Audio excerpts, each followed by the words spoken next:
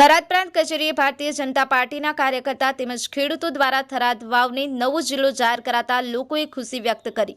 વાવ થરાદ સુઈગામ વિસ્તારના સરપંચો, સ્થાનિક આગેવાનો સહિત લોકો પહોંચ્યા થરાદ। 3000 અરજીઓ સાથે લોકો પહોંચ્યા થરાદ પ્રાંત કચેરીએ। 3000થી વધુ લેખિત અરજી આપી વાવ થરાદને જિલ્લો બનાવવા માટે સરકારનો માન્યો આભાર। લેખિતમાં 3000થી વધુ અરજીઓ આપી અને થરાદને જિલ્લો યથાવત રાખવા માટેની કરી માંગ। કોંગ્રેસ પાર્ટીના નેતા ગેનીબેન ઠાકોર પર કર્યા આક્ષેપ। ब्यूरो रिपोर्ट दी मिरर न्यूज़ बनासकांठा। दशरथजी ठाकुर, दी मिरर न्यूज़ बनासकांठा। સોઈગામ રાજપૂત સમાજના પ્રમુખ તરીકે વાવ થરાદ જિલ્લો બને એનો સમર્થન જાહેર કરવા માટે અહીં આવ્યા છીએ અને જિલ્લો જાહેર કરવામાં માનનીય નરેન્દ્રભાઈ મોદી સાહેબ, અમિત શાહ સાહેબ અને વરિષ્ઠ જે પ્રદેશ અને નેતૃત્વ અને અહીંના ધારાસભ્ય માનનીય શંકરભાઈ ચૌધરી ને જે અહીં વાવ થરાદ જિલ્લો બનાવવા માટે અગ્રીમ મહત્ત્વની ભૂમિકા ભજવી છે એમનો પણ અમે રાજપૂત સમાજ વતી ખૂબ ખૂબ આજે આભાર માનીએ છીએ। જય કિસાન।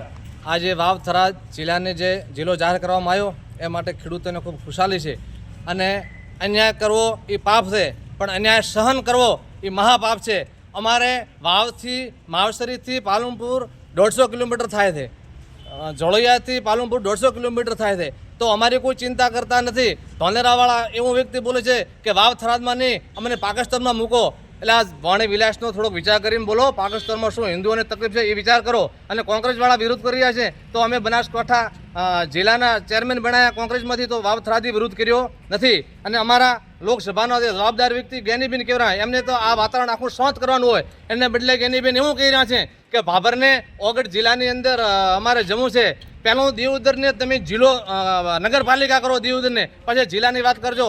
ગેનીબેન તમારે વિચારીને બોલવું જોઈએ। વાવ સોઈગામ કે થરાદ લોકસભા છે તો એમની જરૂર નથી પડવાની, એમનો જવાબ પણ તમને મળશે। અને વિધાનસભાની જ્યારે ચૂંટણી આવશે ત્યારે વાવ સોઈગામમાંથી ભાભરમાંથી તમે લડો છો, એટલે આ બરાબર તમે જે બોલ્યો છો એ બરાબર છે નહીં। અને અહીંથી પાલનપુર 150 કિલોમીટર થાય। અમારા ખેડૂતના દીકરાને તમે તો ધારાસભ્યના હોદ્દા ઉપર ગમે રાજકીય તો હોય, તમારે તો સરકારનો ડીઝલ બાળો છે। ખેડૂતના દીકરાને 2000નું ડીઝલ બાળીને પાલનપુર જવું પડે એ બહુ તકલીફ જેવું કહેવાય। એટલે અમારા આ તબકે આપણા દેશના વડાપ્રધાન નરેન્દ્ર મોદી સાહેબનો ખૂબ આભાર, આપણા રાજ્યના મુખ્યમંત્રી ભૂપેન્દ્રભાઈ સાહેબનો ખૂબ આભાર અને શંકરભાઈ ચૌધરી સાહેબનો ખૂબ ખૂબ આભાર કે વાવ અને થરાદ એમાં વાવનું નામ લખ્યું એ બદલે અમે શંકરભાઈને ખૂબ ખૂબ અભિનંદન આપો છો। જય જવાન, જય કિસાન।